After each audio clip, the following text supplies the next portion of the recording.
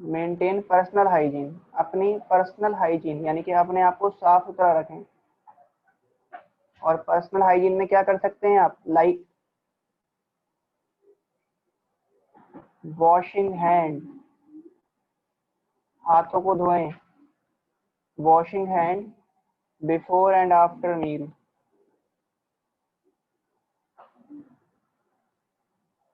खाना खाने से पहले, खाना खाने के बाद क्या करें आप, मील क्या लिख देते हैं, बिफोर एंड आफ्टर टेकिंग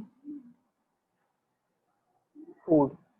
खाना खाने से पहले, खाना खाने के बाद हाथों को साफ करें, धोएं अच्छे से। इसके अलावा ब्रशिंग करें, मीन्स दांतों को साफ करें अच्छे से,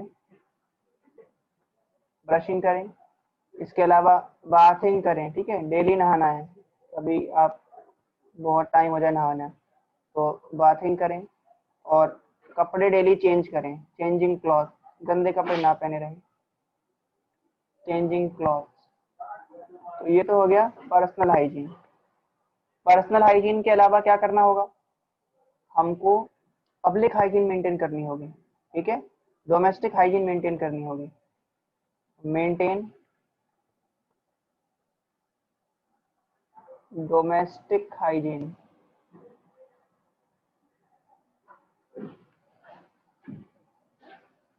लाइक डोमेस्टिक हाइजीन में क्या जाएगा, जैसे क्या करें, अपने घर को साफ रखें, उसमें गंदगी ना फैलाएं, कीपिंग हाउस क्लीन, घर को एकदम साफ रखें, उसको गंदा ना करें। इसके अलावा अपने जो बर्तन हैं, बर्तनों को साफ करें, क्लीनिंग ऑफ यूटेंसिल्स। ऐसा नहीं कि खाना वाना खाया और वो बर्तन आपके 5-6 दिन तक ऐसे ही पड़े हैं, साफ करें उसको। इसके अलावा चेंज दी बेडशीट, बेडशीट बदलें,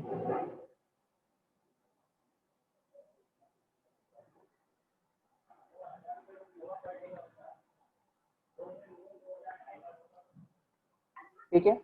और क्या कर सकते हैं, रेगुलर एक्सरसाइज करें,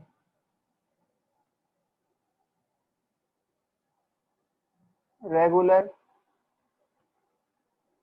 एक्सरसाइज करें। इसके अलावा क्या कर सकते हैं, वैक्सीनेशन कराएं किसी भी इन्फेक्शन के अगेंस्ट,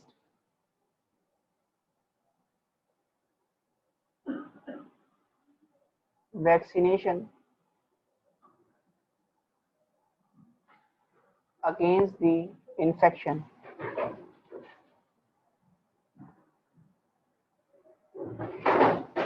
कोई बैक्टीरियल इन्फेक्शन है, कोई वायरल इन्फेक्शन है, तो उसके अगेंस्ट क्या करें, प्रॉपर वैक्सीनेशन कराएं। इसके अलावा ड्रग्स वगैरह, अल्कोहल वगैरह, तंबाकू वगैरह ना लें।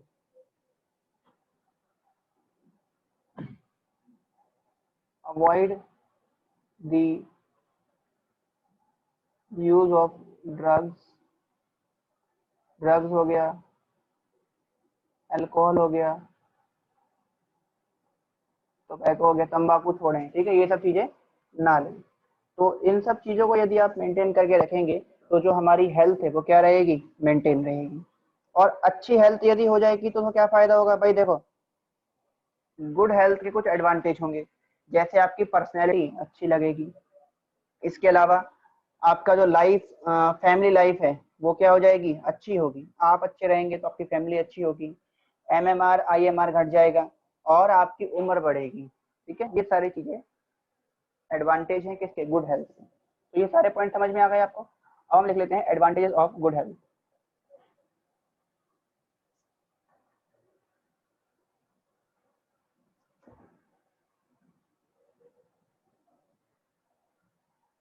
Advantages of good health, good health के क्या फायदे हैं, क्या एडवांटेजेस हैं। तो यदि जो गुड हेल्थ के एडवांटेजेस देखें तो सबसे पहली बात, गुड पर्सनैलिटी, पर्सनैलिटी सही होगी। दूसरी बात, इससे क्या होगा, फैमिली लाइफ बेटर हो जाएगा, फैमिली लाइफ बेटर। और क्या होगा, इससे जो MMR है वो घट जाएगा, डिक्रीज MMR एंड IMR। इसका मतलब क्या होता है? MMR का मतलब क्या होता है? आप लोगों ने चैप्टर नंबर 4 में पढ़ा होगा। MMR means maternal mortality rate, IMR means infant mortality rate. ये घट जाएगा। और क्या होगा? और जो लॉन्गिविटी है वो बढ़ेगी, लॉन्गिविटी ऑफ लाइफ, लंबे समय तक जिंदा रहेगा, अच्छी लाइफ जिएगा। तो ये सारी चीजें हो गई आपकी हेल्थ के बारे में। अब ये तो हमने हेल्थ को देख लिया। अब हेल्थ के बाद हम देखते हैं कि कुछ ऐसी कंडीशंस कई बार क्रिएट हो जाती हैं जिनकी वजह से हमारे बॉडी के अंदर होने वाले प्रोसेस या हमारी बॉडी अपने फंक्शंस को प्रॉपरली परफॉर्म नहीं कर पाती। तो जब कभी भी ऐसी कंडीशन आ जाए कि जब हमारी बॉडी फंक्शंस को प्रॉपरली परफॉर्म ना कर पाए, तो उस स्टेट को, उस कंडीशन को हम लोग बोलते हैं डिजीज। तो अब हमारे पास आता है डिजीज।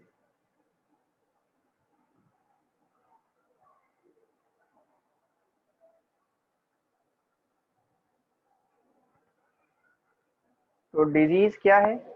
डिजीज की यदि बात करें, इट इज ए स्टेट, ये एक स्टेट है या कंडीशन है in which our body does not, और हम लिख सकते हैं not able to perform function properly. इसमें हमारी बॉडी प्रॉपरली फंक्शन परफॉर्म नहीं कर पाएगी। तो इस कंडीशन को हम लोग बोलते हैं डिजीज। अब देखिए, सबसे पहले जो डिजीज की डिस्कवरी है, जो एक साइंटिस्ट थे जिनका नाम था विलियम हार्वे। विलियम हार्वे ने ब्लड सर्कुलेशन को ऑब्जर्व किया था। तो विलियम हार्वे ने एक ऐसे पर्सन के ब्लड सर्कुलेशन को ऑब्जर्व किया था जिसको ब्लैक बाइल फीवर था। ठीक है, ब्लैक बाइल फीवर वाला जो पर्सन होता है ना, उसका जो बॉडी टेम्परेचर है वो ज्यादा रहता है, और उस पर्सन का जो हार्ट बीट है वो फास्टर था। तो इसकी डिस्कवरी किसने करी थी? विलियम हार्वे ने करी। तो ये नोट करके हम लोग लिख लेते हैं।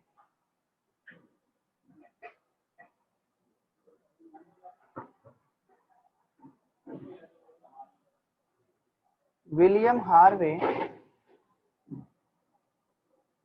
इन्होंने क्या किया था?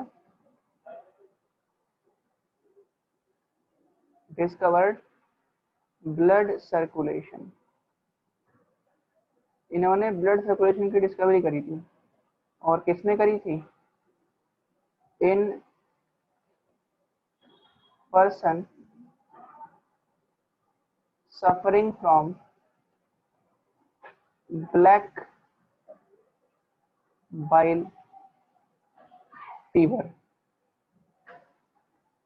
और ऐसा जब पर्सन होता है, इसमें क्या होता है? इसका जो बॉडी टेम्परेचर है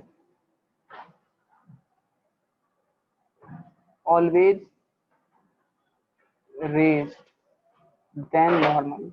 इसका बॉडी टेम्परेचर नॉर्मल से हमेशा ज्यादा रहता है। और इस पर्सन में क्या ऑब्जर्व किया इन्होंने? ऑब्जर्व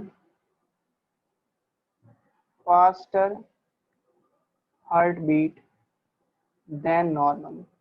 तो इसकी जो हार्ट बीट है वो नॉर्मल के मुकाबले इनको ज्यादा देखने को मिली। अब डिजीज क्या होती है हमने ये बात समझ ली। डिजीज के कारण क्या हो सकते हैं, किन किन वजह से बीमारी हो सकती है। तो नेक्स्ट हम समझते हैं अब रीजन फॉर डिजीज। डिजीज के रीजन क्या क्या हो सकते हैं।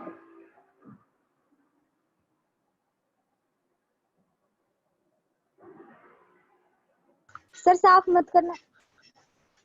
ठीक है, साफ तो रखना है, अभी पढ़ा था ना, हाइजीन मेंटेन रखनी है।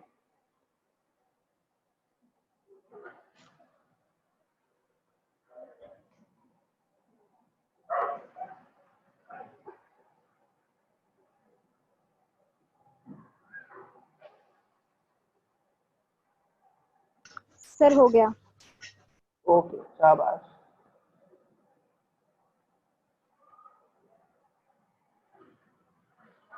चलिए, तो अब हम आगे बढ़ते हैं और यहाँ हम समझते हैं रीजंस फॉर डिजीज।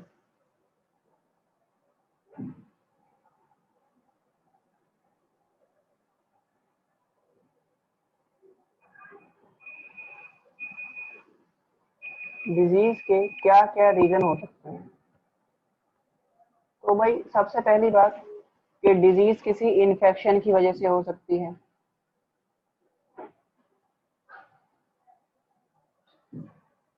तो कैसे हो सकता है? बाय इन्फेक्शन, किसी इन्फेक्शन की वजह से हो सकती है। और जो इन्फेक्शन की वजह से होगी उसको क्या बोलेंगे हम? Infectious disease. ठीक है, इन्फेक्शन की वजह से हो रही है तो इन्फेक्शियस डिजीज। इन्फेक्शन किससे हो सकता है? It can be done by any pathogen, किसी भी पैथोजन की वजह से हो सकती है। सेकंड रीजन जो हो सकता है वो हो सकता है डेफिशिएंसी की वजह से, किसी भी सब्सटेंस की कमी हो जाए तो वो कहलाएगा डेफिशिएंसी डिजीज।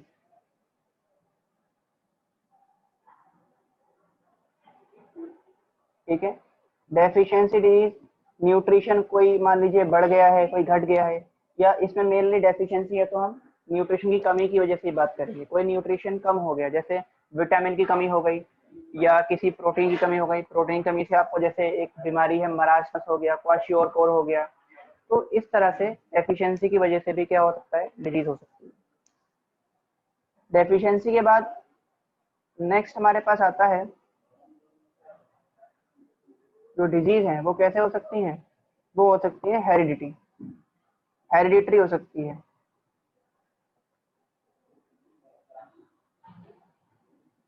मतलब जेनेटिक हो सकता है। तो इसमें क्या होगा? Due to defective heredity, due to defective heredity, gene में कोई गड़बड़ी है उस वजह से हो सकती है। इसके अलावा क्या हो सकता है? बायोकेमिकल हो सकता है, बायोकेमिकल चेंजेस की वजह से हो सकती है।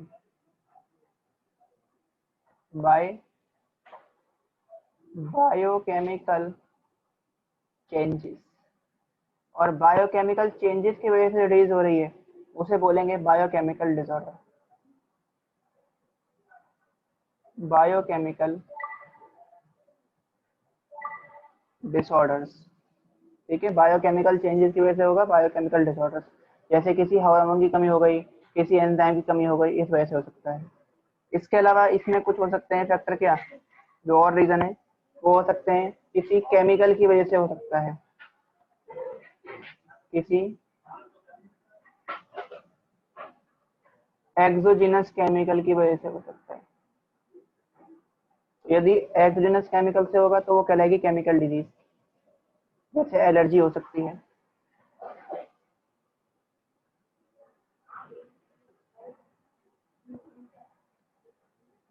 इसके अलावा और क्या हो सकता है? केमिकल के अलावा भाई डीजेनरेटिव की वजह से हो सकता है, मतलब कुछ सब्सटेंस का डिपोजिशन हो गया।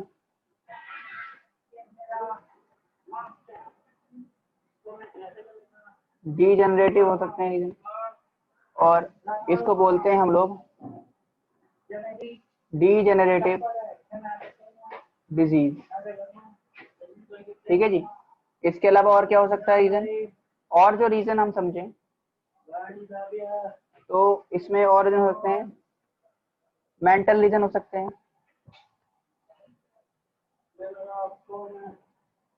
और इनकी वजह से जो होगी उन्हें को बोलेंगे हम लोग मेंटल डिजीज। मेंटल डिजीज में जैसे आपको क्या हो सकता है, जैसे स्ट्रेस की वजह से हो सकता है डिप्रेशन हो गया या सिजोफ्रेनिया हो गया। एक जैसे हम यहाँ पर बीमारी का नाम लिख देते हैं, डिप्रेशन हो सकता है।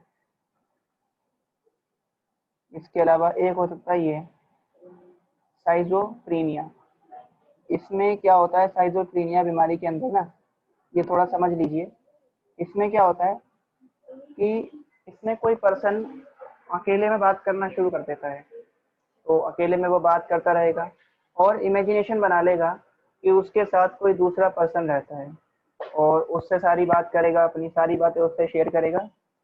ठीक है, तो इस तरीके से वो अपने माइंड में एक इमेजिनेशन बनाएगा कि एक पर्सन हमेशा उसके साथ है जो उसकी सारी बातें सुनता है। फिर ये धीरे धीरे एक तरीके के पागलपन की तरफ बढ़ सकता है। तो ये भी स्ट्रेस वगैरह लेने की वजह से क्रिएट होता है, तो स्ट्रेस ज़्यादा नहीं लेना चाहिए। इसके अलावा और क्या हो सकते हैं, लाइफ स्टाइल हो सकता है। लाइफ स्टाइल से भी डिजीज क्रिएट होती है। मैक्सिमम जो बीमारियां हैं वो लाइफ स्टाइल और मेंटल स्ट्रेस की वजह से क्रिएट हो रही हैं आज की डेट में। लाइफ स्टाइल से क्या हो सकता है भाई, कोई मान लीजिए टोबैको कंज्यूम करता है, कोई बहुत ज़्यादा अल्कोहल कंजम्पशन करता है, तो उसको डिजीज होती है लाइफ स्टाइल में। बाय टोबैको की वजह से अल्कोहल कंजम्पशन हो रहा है, तो इस वजह से भी डिजीज होंगी। कुछ लोगों का लाइफ स्टाइल है वो अल्कोहल कंजम्पशन को, सिगरेट स्मोकिंग को, टोबैको च्युइंग को, इन सबको फैशन समझते हैं, अपने एक स्टेटस समझते हैं कि यदि हम ये सब करते हैं तो हमारी एक वैल्यू है, एक स्टेटस। तो ये गलत है। ये लोग सोच रहे हैं ऐसी चीज़ें, ये गलत सोच रहे हैं। इस तरह से इन सब चीज़ों का सेवन नहीं करना चाहिए, क्योंकि अल्टीमेटली क्या करेंगी, ये आपके अंदर डिजीज कॉज करेंगे। या कुछ लोग जो है बहुत ज़्यादा आलसी हैं, उठते ही नहीं है जल्दी, लैक ऑफ एक्सरसाइज करते हैं, एक्सरसाइज नहीं करते। तो लैक ऑफ एक्सरसाइज, आपने बहुत सारी चीज़ें खाई लेकिन आपने को बर्न करने के लिए कोई एक्सरसाइज फिजिकल वर्क कोई नहीं किया, तो क्या होगा, धीरे धीरे बॉडी में डिपॉजिट हो जाएगा और फिर क्या करेगा, कई तरह के डिजीज क्रिएट करेगा। इसके अलावा कुछ हो सकते हैं मैकेनिकल रीजन हो सकते हैं, और इनसे जो डिजीज होंगे उनको बोला जाएगा मैकेनिकल डिजीज।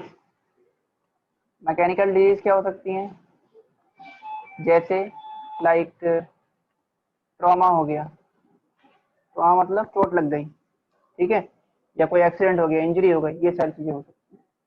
तो ये कुछ रीजन थे डिजीज के, हमने लगभग 9 रीजन देखे हैं डिजीज के, जिसमें कुछ मोस्ट इंपॉर्टेंट है बहुत ज्यादा। कौन कौन से हैं इनके अंदर, एक हो गया आपका ये मेंटल फैक्टर्स हो गए, एक लाइफ स्टाइल हो गया, एक मैकेनिकल हो गया, और एक हो गया इन्फेक्शियस।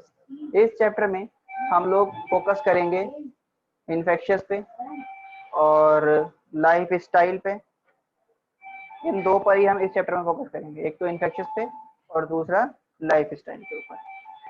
तो अब हम बात करेंगे टाइप्स ऑफ डिजीज के बारे में, डिजीज के क्लासिफिकेशन के बारे में, कि डिजीज को कितनी कैटेगरी के अंदर क्लासिफाई किया गया है। ठीक है, तो इसको हम रब कर देते हैं और फिर समझते हैं टाइप्स ऑफ डिजीज।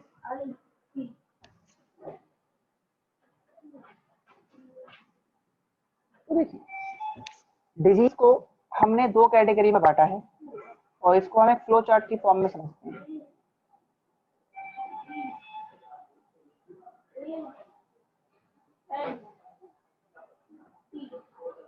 तो डिजीज को 2 कैटेगरी में क्लासिफाई किया गया है।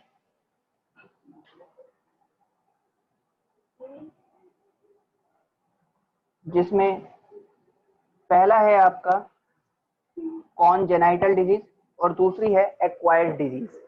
कॉन्जेनाइटल डिजीज की यदि आप बात करेंगे, ये वो डिजीज होती हैं जो बाय बर्थ हमारे अंदर आती हैं। ठीक है, जैसे किसी के पेरेंट्स को, फादर या मदर को किसी को डिजीज थी और उसका जो ऑफस्प्रिंग हुआ उसको भी वो बीमारी हो गई, तो जो बाय बर्थ होगी वो कहलाएंगी कॉन्जेनाइटल। तो इसको 2 कैटेगरी में बांटा गया है। पहला है कॉन्जेनाइटल डिजीज, कॉन्जेनाइटल, और दूसरी है एक्वायर्ड डिजीज, एक्वायर्ड डिजीज। ठीक है, कॉन्जेनाइटल और एक्वायर्ड। तो कॉन्जेनाइटल डिजीज क्या होंगी, ये बर्थ टाइम से ही हमारे अंदर डेवलप रहती है। तो एट बर्थ टाइम, जो बर्थ के साथ डेवलप हो रही है कॉन्जेनाइटल, ये कैसी हो सकती हैं? ये होती हैं heredity disease.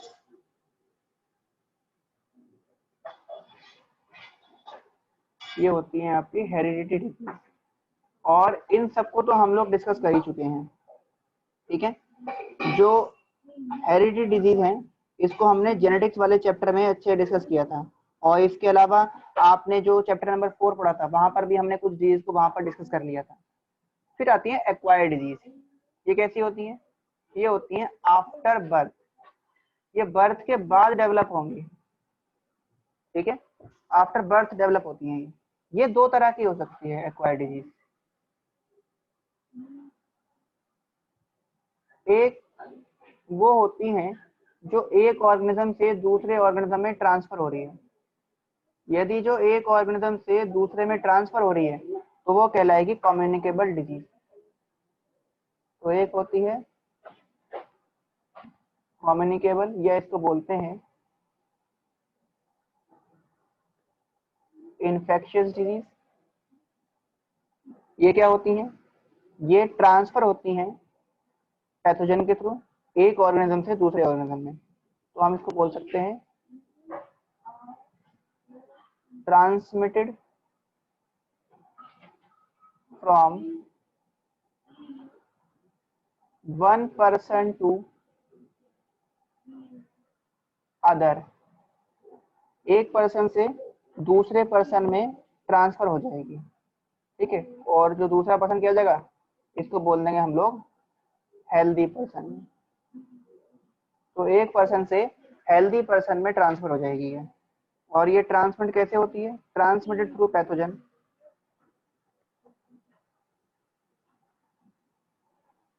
Transmitted through pathogen, ये पैथोजन की वजह से ट्रांसफर होगी। इसमें कौन कौन से आएंगे आपके कम्युनिकेबल डिजीज में? कम्युनिकेबल डिजीज को फिर दो कैटेगरी में बांटा गया है। एक होती है कॉन्टाजियस, दूसरी होती है non contagious.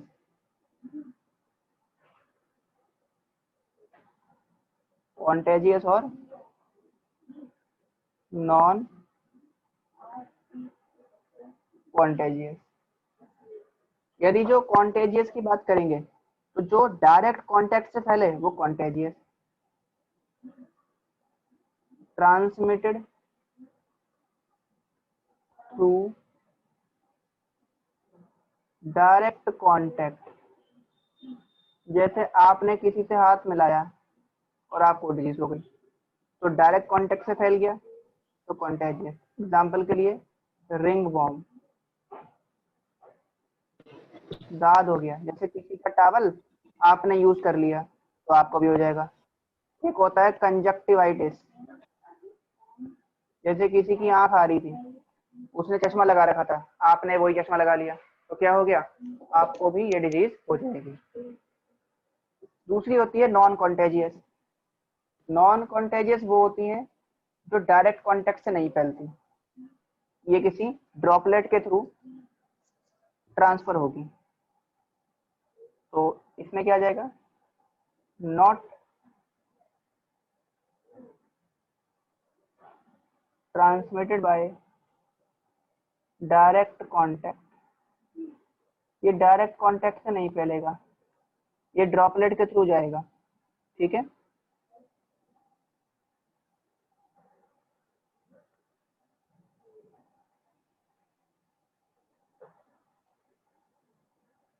Bye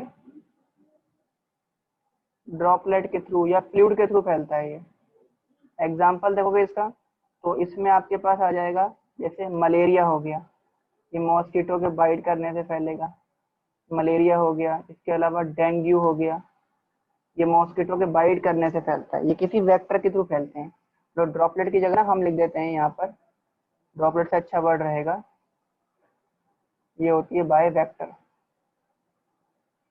by vector transmit होती है।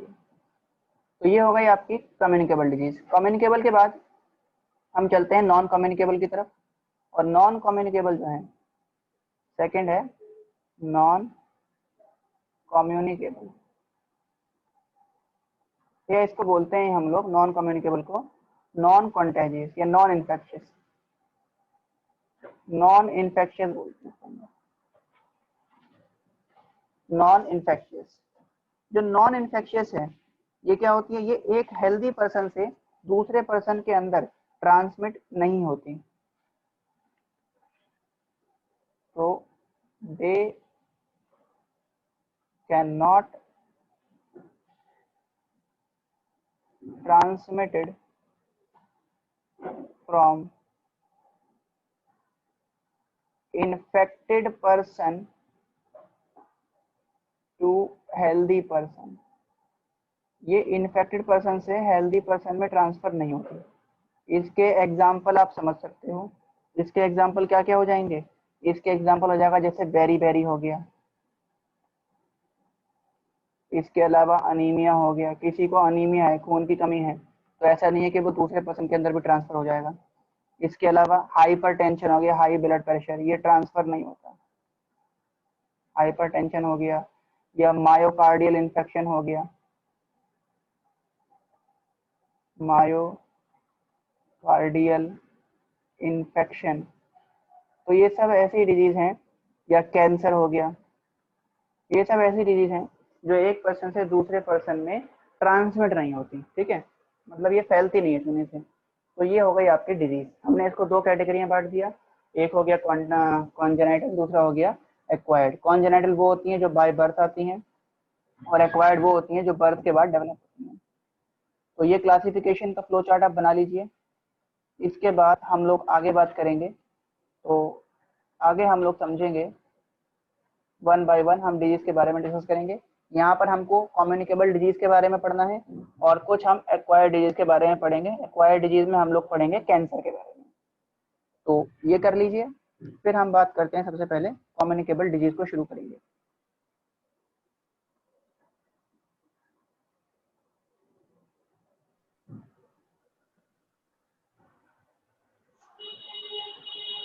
चलिए, ऑल डन, सभी ने ये बना लिया होगा फ्लो चार्ट।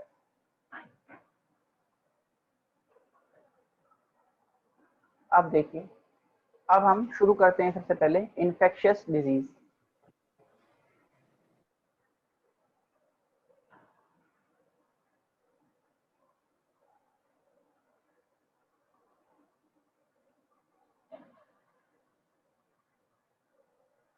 या कम्युनिकेबल डिजीज।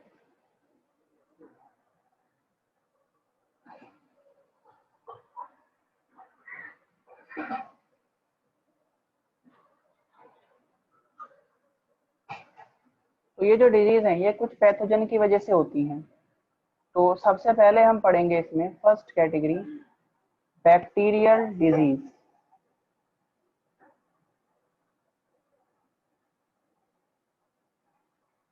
बैक्टीरियल डिजीज क्या होती हैं? These are the disorders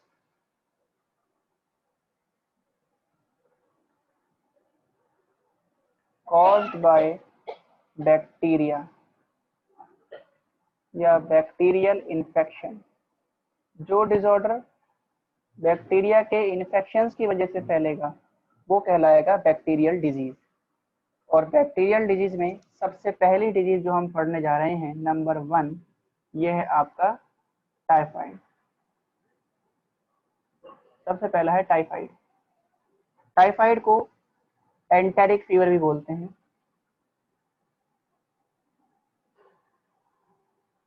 और टाइफाइड किसकी वजह से होता है? Caused by salmonella, salmonella typhimurium. ये होता है बैक्टीरिया साल्मोनेला टाइफिन्यूरियम की वजह से, जिसको हम बोलते हैं साल्मोनेला टाइफी। ये बैक्टीरिया है जो कि क्या करता है, जो कि कॉज करता है टाइफाइड। ये कैसा बैक्टीरिया है? ये है ग्राम पॉजिटिव बैक्टीरिया। आपसे क्वेश्चन पूछता है ये, Streptococcus pneumonia bacteria gram negative bacteria है, और ये जो है आपका साल्मोनेला टाइफी ये ग्राम पॉजिटिव बैक्टीरिया है। ज्यादातर ग्राम पॉजिटिव बैक्टीरिया बेनिफिशियल होते हैं, लेकिन साल्मोनेला टाइफी हार्मफुल है, ठीक है। और इसके बाद आता है इसका इंक्यूबेशन पीरियड कितना होता है। इंक्यूबेशन पीरियड, देखो इंक्यूबेशन पीरियड का मतलब क्या होता है, ये ना वो टाइम पीरियड है कि जैसे आज मान लीजिए किसी की बॉडी में ये बैक्टीरिया एंटर कर गया, अब ये कितने टाइम के बाद अपना एक्शन शो करेगा, कितने टाइम के बाद इसका रिजल्ट शो होगा, ये अपने इफेक्ट सिम्टम शो करना शुरू करेगा, इस टाइम पीरियड को बोलते हैं इंक्यूबेशन पीरियड। तो जो इसका इंक्यूबेशन पीरियड है वो होता है 1 to 3 वीक। ये बैक्टीरिया बॉडी में एंटर करने के 1 से 3 हफ्तों के अंदर अंदर सिम्टम शो कर देगा, ठीक है। ये करता क्या है, देखिए ये ना हमारे इंटेस्टाइन के अंदर एंटर कर जाता है। जैसे ये हम बना लेते हैं, ये हो गया हमारा स्मॉल इंटेस्टाइन,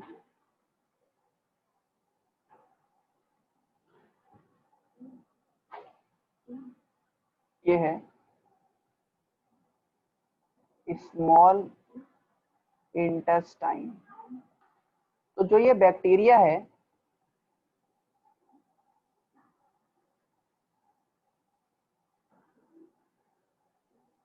ये बैक्टीरिया क्या होगा, ये एंटर कर जाएगा स्मॉल इंटेस्टाइन में, ये यहाँ पे एंटर कर गया। एंटर करने के बाद क्या होगा, एंटर करने के बाद ये अपना नंबर बढ़ाएगा, इंक्रीज इन नंबर, ये हमारे इंटेस्टाइन में अपने नंबर को बढ़ाएगा, और नंबर को बढ़ा के क्या कर देगा, जो इंटेस्टाइन की वॉल है उसमें छेद क्रिएट कर देगा, and causes perforation in intestinal wall.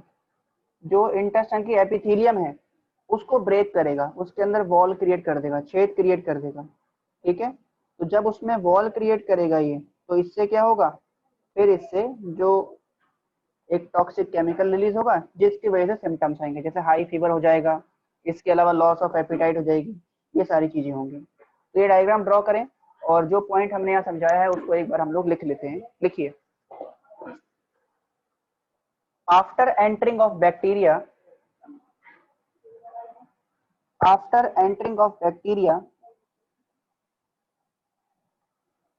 in after entering of bacteria in phagocytic cells of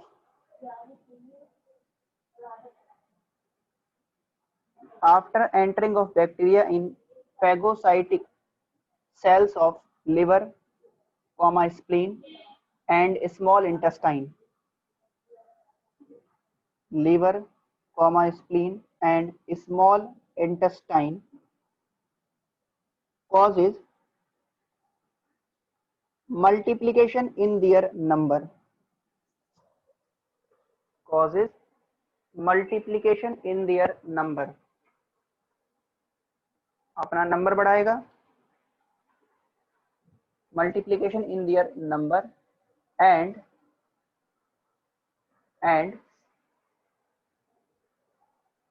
it rupture the epithelial wall, rupture the epithelial wall to release toxic chemical, to release toxic chemical, chemical release हो गया। अब symptoms क्या क्या आएंगे, अब देखिए symptoms क्या होंगे इसमें। सिम्टम, सबसे पहला सिम्टम क्या होगा भाई, भूख नहीं लगेगी, loss of appetite, loss of appetite, भूख लगना बंद हो जाएगी। इसके अलावा हाई फीवर रहेगा, हाई फीवर, और इसमें टेम्परेचर कितना रहता है, टेम्परेचर रहता है लगभग 101 टू 104 डिग्री फ़ारेनहाइट। और क्या होगा, इसके अलावा स्टमक में पेन रहेगा, स्टमक पेन होगा, और कॉन्स्टिपेशन होगा, हेडेक होगा, सर में दर्द हो जाएगा, ठीक है, हेडेक हो जाएगा, कमजोरी आ जाएगी, ये सारे सिम्टम्स हो गए। फिर इसका मोड ऑफ ट्रांसमिशन क्या है, ये कैसे फैलता है, मोड ऑफ ट्रांसमिशन, टाइफाइड जो है यदि इसकी बात करें तो इसका मोड ऑफ ट्रांसमिशन है, ये कंटामिनेटेड वाटर से, कंटामिनेटेड फूड से, इन सब से फैल सकता है, बाय कंटामिनेटेड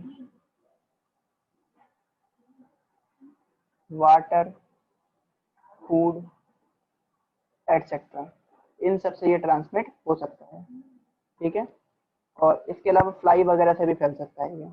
अब इसका ट्रीटमेंट क्या है, इसके लिए हम क्या कर सकते हैं, वैक्सीन दे सकते हैं ताकि इम्यूनिटी जनरेट हो जाए।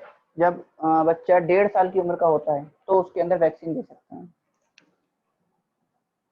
तो इसमें ट्रीटमेंट यदि देखोगे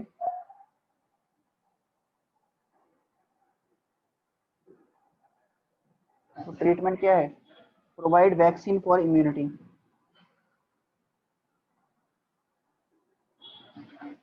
provide vaccine for immunity, immunity generate करने के लिए वैक्सीन दे सकते हैं। और क्या कर सकते हैं, इसको हम कुछ एंटीबायोटिक से भी ट्रीट कर सकते हैं, it can be treated by antibiotics, antibiotic दे सकते हैं। कौन कौन सी एंटीबायोटिक दी जाती है, लाइक यदि किसी को टाइफाइड हो जाए तो क्या दोगे, एम्पिसिलिन दे दो,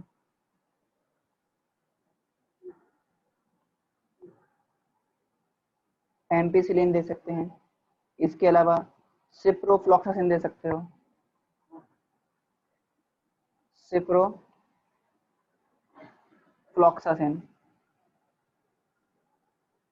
ठीक है, ये दे सकते हैं। तो ये कुछ है हम जो उसको प्रोवाइड, या फिर इसके अलावा एक आता है वो क्लोरामफेनिकल दे सकते हो एंटीबायोटिक,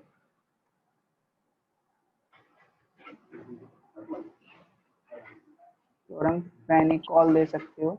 ये कुछ एंटीबायोटिक दी जाती हैं। सबसे ज़्यादा जो एंटीबायोटिक यूज होती है ना टाइफाइड के केस में वो ये है, सिप्रोफ्लॉक्सासिन, सबसे ज़्यादा ये यूज होती है। ये आती है वो ZP200 के नाम से आती है टैबलेट, तो ये आप प्रोवाइड करा सकते हैं, ठीक है। तो ये हो गया हमारा इसका ट्रीटमेंट। तो यहाँ तक आप लोग करके रखें। नेक्स्ट क्लास में हम इसके रिगार्डिंग एक केस स्टडी पढ़ेंगे। एक केस स्टडी हमने देखी थी जो कि है मैरी मेलोन या मैरी टाइफॉइड के नाम से, तो उसको हम लोग नेक्स्ट क्लास में डिस्कस करेंगे और नेक्स्ट क्लास में बाकी डिसऑर्डर्स को भी हम लोग कंटिन्यू करेंगे। यहाँ तक करके रखिए, बाकी कंटिन्यू करते हैं अगली क्लास में। Thank you so much.